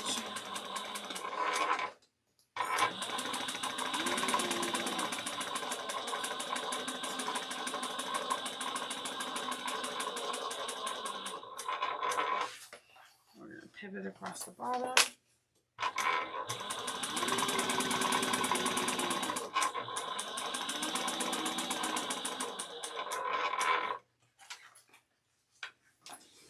Pivot.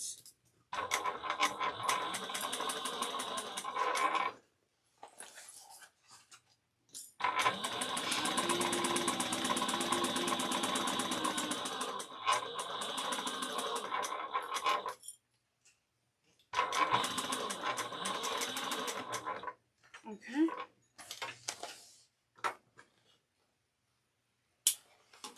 Okay.